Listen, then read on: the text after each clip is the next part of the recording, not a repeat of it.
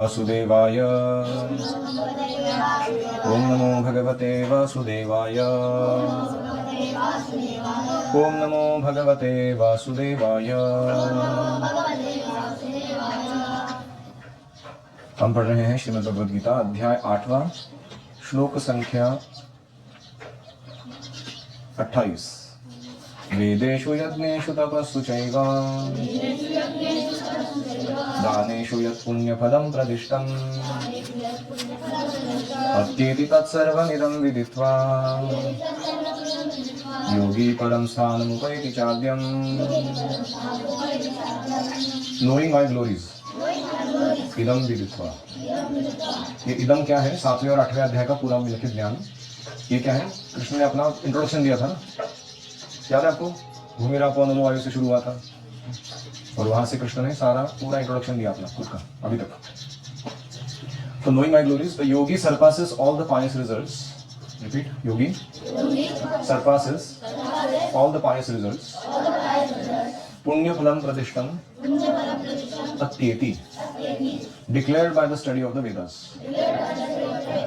Vedeshu, performance of sacrifice. Yajneshu, and austerity. Tapassu, giving in charity. Daneshu, knowing all about myself and my devotee. Sarvam idam viditva, that yogi attains. Yogi upaiti, my eternal attractive place. Param cha adyam sthanam. तो ये जो भाषांतर मैंने पढ़ा है बलदेव विद्याभूषण जी का भाषांतर है इस श्लोक का। तो कल हमने इस श्लोक का अर्थ देखा है। अभी परपोर्ट का एक पार्ट बचा हुआ है जो हमने नहीं किया था, इसको पूरा करेंगे। ये पार्ट है लास्ट पैराग्राफ परपोर्ट का। जिसे भगवत गीता में तनिक भी श्रद्धा नहीं है उसे किसी भक्त से भगवत गीता समझनी चाहिए। क्यों? क्योंकि भक्त से ही गीता का तात्पर्य समझ में आता है, अभक्तों से नहीं। कहाँ कहा गए? भक्तों सी में सखा चेति रहस्यम ये तो उत्तम। कौन सा अध्याय? 4था अध्याय। अतः मनुष्य को चाहिए कि वह भक्त से भगवत गीता पढ़े, मनोधर्मियों से नहीं। जब हम भक्त का चुनाव करते हैं सुनने के लिए, वो श्रद्धा का सूचक है। उस व्यक्ति में श्रद्धा, आदौ श्रद्धा है, ऐसे माना जाना चाहिए। इसका अर्थ है कि अगर हम भक्तों से सुन तो रहे लेकिन श्रद्धा पूर्वक सुन नहीं रहे तो अभी तक हम फर्स्ट स्टेप पे भी नहीं आए भक्ति के। आदौ श्रद्धा ही चालू नहीं हुआ। We have to have respect for the message and the messenger. Bhagavad Gita का संदेश और वो संदेश वाहक भक्त दोनों के प्रति बहुत आदर जरूरी है, तभी वो ज्ञान समझ में आएगा। इसलिए जब भक्ति की खोज की जाती है और अंततः भक्त की संगति प्राप्त हो जाती है, उस क्षण से भगवत गीता का वास्तविक अध्ययन या ज्ञानार्जन प्रारंभ हो जाता है। हम देखते हैं जर्नी होम पुस्तक में परम पूज्य राधानाथ महाराज अलग अलग देशों के, अलग अलग धर्मों के, अलग अलग खंडों में प्रवास करते करते भगवान की खोज में कितने सारे कष्ट उठाते हुए फाइनली भारत में आए। और फिर भारत में उन्होंने क्या किया? यहाँ के भी सारे पंथ, शैव है, शाक्त है, बुद्ध है, जैन है, और वहाँ जाके स्टडी किया और अंततः करता उनकी मुलाकात हुई कृपा से। ये सारा कंक्लूजन, इतना सारा खोज भगवान की प्रामाणिकता से करने का यह था कि भगवद गीता मिली उनको हाथ में। याद है वो स्टोरी जहाँ पे वो भिक्षा मांग के कृष्ण बुक खरीद लेते हैं मुंबई में पंडाल प्रोग्राम के बाहर, और कोई भक्त प्रभुपा जी को बताते हैं कि इस व्यक्ति ने रास्ते पे जाके भिक्षा मांगी पेट भरने के लिए नहीं, आपकी भगवद गीता खरीदने के लिए, बुक, आपका पुस्तक, कृष्ण पुस्तक खरीदने के लिए। प्रभुपा जी ने बहुत उनका अप्रिसिएशन किया कि कितना सिंसियरिटी इस व्यक्ति ने। और फिर उन्होंने तब से लेके कृष्ण भक्ति का अध्ययन गंभीरता से शुरू किया। पहले कर ही रहे थे, वो महामंत्र का जप कर रहे थे या अन्य कुछ छोटी छोटी बातें सुनी थी कृष्ण के बारे में, लेकिन अभी वो गंभीर हो गया। तो यह है उस क्षण से भक्त की संगति प्राप्त होने पर वास्तविक भक्ति शुरू हो जाती है। भक्त की संगति से भक्ति आती है और भक्ति के कारण भगवान के संबंधित सारे भ्रम दूर हो जाता है। भगवान के संबंधित हमारे भ्रम क्या है? 5 लेवल पे भ्रम है। भगवान के नाम, रूप, गुण, लीला और सेवा, ये 5 आइटम है। ये हर एक पे हमको कंफ्यूजन है। जैसे भगवान के नाम के बारे में क्या भ्रम है लोगों को? कभी कभी शिव ब्रह्मा आदि देवों के नाम को भगवान के नाम के समान ही समझते हैं, लेकिन कुछ लोग मतलब किसका भी नाम लो, क्या फर्क पड़ता है? या रूप के बारे में भगवान के क्या भ्रम है लोगों का? कि चतुर्भुज नारायण रूप जो है वो ओरिजिनल है और कृष्ण का जो द्विभुज रूप है वो उनका विस्तार है। स्टैंडर्ड भ्रम ही है। क्योंकि चार भुज मतलब कुछ तो ऑड है, सुपीरियर है लग रहा है, दो भुजा मतलब विशेष नहीं, कुछ हमारे जैसे हो गया फिर, इसलिए लोगों को ऐसा मानना है कि Krishna is an incarnation of Vishnu.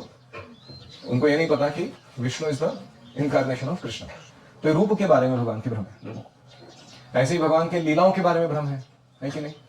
रास लीला क्यों की, चोरियां क्यों की, उससे इससे झूठ क्यों बुलवाया, भगवान ने जो लीलाएं की उसमें प्रॉब्लम है लोगों को। और फिर भगवान के गुणों के बारे में प्रॉब्लम है। हाँ, जैसे वो धोबी जिसने कंस के कपड़े देने से इनकार कर दिया, भगवान ने उसका सर काट दिया कराटे चौक मार के। तो ऐसा क्यों किया? ऐसे कैसे गुण है भगवान के? उसने क्या बुरा किया था? उसने तो बोला मेरे मालिक का मैं नहीं दूंगा पहनने के लिए। तो ऐसे हमको कभी कभी लगता है भगवान के गुण एग्जैक्टली है क्या? क्या भगवान पार्शियलिटी दिखाते हैं भक्तों के लिए? ऐसे गुणों के बारे में लोगों को भ्रम है। और फिर सेवा के बारे में भ्रम है कि अपनी सेवा करनी क्या है एग्जैक्टली। हम देखते हैं कि लोगों का इतना मनोधर्म बढ़ा हुआ है, लोग किसी भी आड़े टेढ़े चीज को करते हैं उसको अपना भगवान के लिए किया गया कर्म मानते हैं। अब तो देखा होगा ऐसे लोग जो मंदिरों में आते हैं और वो प्रैक्टिकली मंदिर की हर एक वस्तु, व्यक्ति, पेंटिंग, यहां तक कि ट्राइपॉड, माइक, सबको प्रणाम करते हैं। हमने देखा है ऐसे लोग, जो भी मिल रहा है उसको। अभी वो भावना ठीक है कि वो सब कुछ आदर युक्त है, आदरपूर्वक है, आदर के योग्य है, लेकिन फिलोसॉफिकल अंडरस्टैंडिंग क्लियर नहीं है कि एग्जैक्टली प्रणाम करना है तो कहाँ करना है एग्जैक्टली। तो ये सब सेवा के बारे में लोगों को भ्रम है अजीब तरीके के। तो ये सारे दूर हो जाते हैं कब? जब हम भक्तों से श्रवण करते हैं। तो अच्छा श्रवण करना और भगवद गीता का अध्ययन करना, इससे सारे भ्रम दूर होते हैं। इस प्रकार भ्रमों के दूर हो जाने पर व्यक्ति अध्ययन में स्थिर हो जाता है। आपको समझ में आ रहा है क्या क्या चल रहा है यहाँ पे?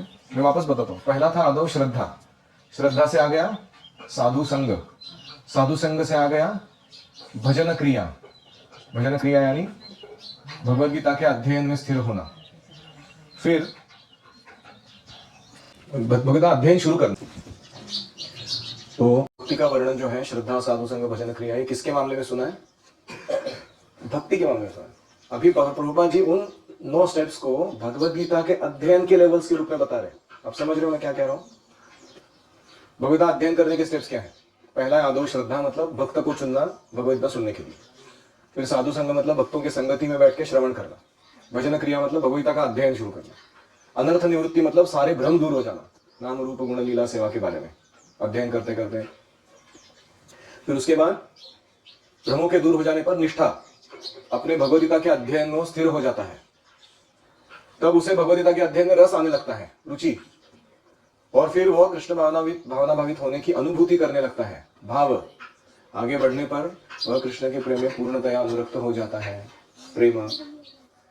यह जीवन की सर्वोच्च सिद्ध अवस्था है। यानी भगवद गीता का अध्ययन स्टार्ट टू एंड इतना पावरफुल है कि वह आपको भगवत प्रेम के उत्तम स्तर तक लेके जाके रख सकता है। इसलिए भगवद गीता पढ़नी चाहिए।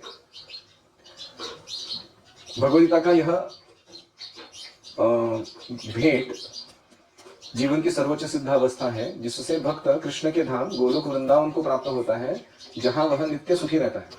All comes from where? Bhagavad Gita. So I like this lines because it gives a guideline for education. लोगों को अगर प्रशिक्षण देना है हमको आध्यात्मिक जीवन में, तो कैसे देना है?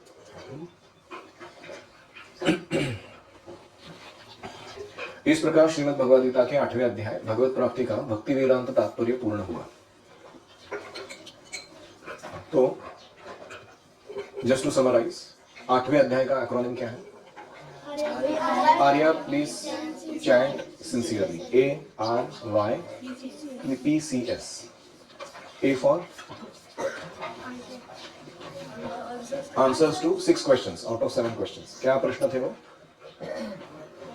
व्हाट इज अधिभूत, अधिदैव, अधियज्ञ, ब्रह्म एंड कर्म?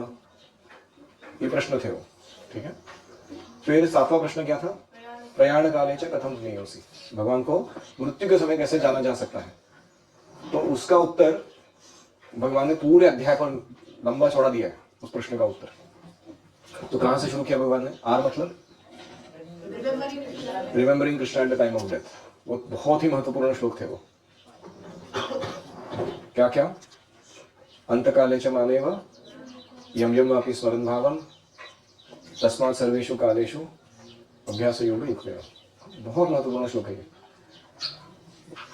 फिर इनके बाद वाय क्या था? योग मिश्र भक्ति। योगी कैसे भक्ति करते हैं, अष्टांग योगी, उसका वर्णन। योग मिश्र भक्ति मतलब योग साधना मुख्य है, मिश्र भक्ति का थोड़ा मिश्रण डाला गया है। जैसे दूध होता है मेन है, शक्कर डाला है उसके अंदर।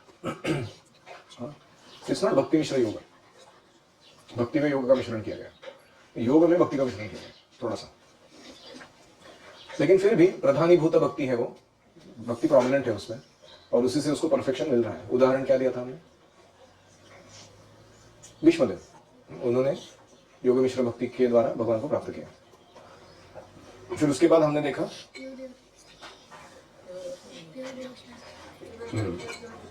Pure devotional service. तो अनन्य चेता सततम यो मां स्मरति नित्यशः। तो उसमें कृष्ण का रिमेम्बरेंस और कृष्ण की सेवा में सतत संलग्नता, कांस्टेंट एंगेजमेंट, उसको देखा हमने। और ऐसे शुद्ध भक्ति करने से क्या होगा? हम पुनः भौतिक जगत में लौटकर नहीं आएंगे। और भौतिक जगत में लौट के क्यों नहीं आना है? क्योंकि भूतवा भूतवा प्रलीयते हैं, ये बहुत झमेले वाला काम है। बार बार निर्माण होता रहता है, बार बार नष्ट होता रहता है, तकलीफ है यहाँ पर। दुखालयम तो शाश्वत। फिर उसके बाद हमने देखा कि 2 मार्ग है। सी क्या है? कंपैरिजन हो गया। एस क्या है? Supremacy of pure devotional service. तो उसमें हमने देखा कि भक्ति श्रेष्ठ क्यों है? Safe, direct and easy. Safe, sure, direct and easy, 4 देखे हमने।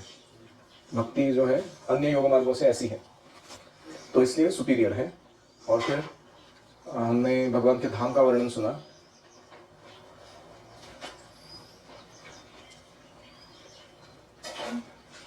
फिर हमने ये 2 मार्ग सुने, देवयान और पितृयान। ये किस लिए उपयोग में लाए जाते हैं? ये मार्ग अपनी भौतिक स्थिति को अच्छा करने के लिए।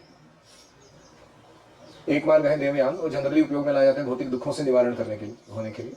और पितृयान जो है वो भौतिक सुख प्राप्त करने के लिए। लेकिन भक्त लोग ये दोनों मार्गों में इंटरेस्ट नहीं लेते हैं। क्यों नहीं लेते हैं?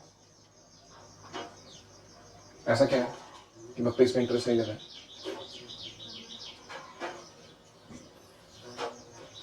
लाउडली।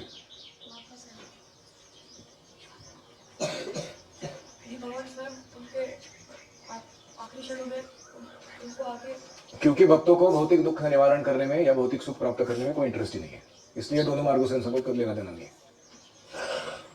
और भक्तों को क्या अश्योरेंस दिया गया है कृष्ण के द्वारा? ये 2 मार्ग पालन नहीं करेंगे भक्त, अकस्मात मृत्यु आ जाएगी, अपघात युक्त मृत्यु आ जाएगी, तो क्या होगा? तो भी कृष्ण मदद करेंगे, उनको स्वयं आकर भगवत धाम लेकर जाएंगे। और फिर अंत का जो श्लोक था, जो भक्ति मार्ग स्वीकार करता है वह वेदाध्ययन, तपस्या, दान, सकाम कर्म, दार्शनिक तत्वज्ञान, ये सब स्टेजेस को पार कर जाता है। इसके फल उसको मिल जाते हैं। जैसे हम लोगों को, कुछ लोगों को इंटरेस्ट है यज्ञ करने में, कुछ लोगों को इंटरेस्ट है वेदाध्ययन करने में, कुछ लोगों को इंटरेस्ट है तपस्या करने में बहुत ज़्यादा। It comes from our previous background, what you are interested in. लेकिन भगवान कह रहे हैं कि तुम अगर पंचांग भक्ति करोगे प्रेम से, साधु संग, नाम कीर्तन, भागवत श्रवण, धामवास और श्रीमूर्ति सेवा, तो इसमें ये जो सारे बेनिफिट्स थे ना, वो ऑलरेडी पैकेज में इंक्लूडेड है। वो उनको अलग सा प्रयास करने की जरूरत नहीं है। तो इसीलिए we should not get carried away in false hope that there is something superior in that bhakti can not give me. तो भक्ति में वो सब कुछ है जो इन मार्गों से बेनिफिट्स हम प्राप्त कर सकते हैं।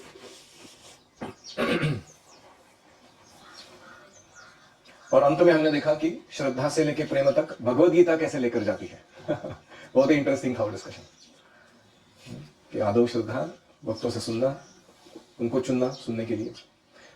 इसीलिए भक्त लोग आजकल क्या कर रहे हैं, यूट्यूब पे या अन्य सोशल मीडिया पे अच्छे अच्छे प्रवचन बना के डाल रहे हैं भगवता भागवतम के। तो जो लोग ऐसे ही यहाँ वहाँ का सुन रहे हैं, अगर वो भक्तों से सुनना शुरू करेंगे तो अपने आप उनका हृदय बदल जाएगा। और हमें भी प्रयास करना चाहिए कि हम जो सीख रहे हैं यहाँ पे अभी, उसको अलग अलग माध्यमों से, अलग अलग मीडिया पे हम स्वयं भक्ति का पालन करते हुए उन कंटेंट को डालना है, ताकि लोग जो है भक्ति से जुड़े, अन्य मार्गों की तरफ भटक न जाए। ठीक है, तो इस प्रकार हमने 8वां अध्याय देखा, समझ में आया? ठीक है।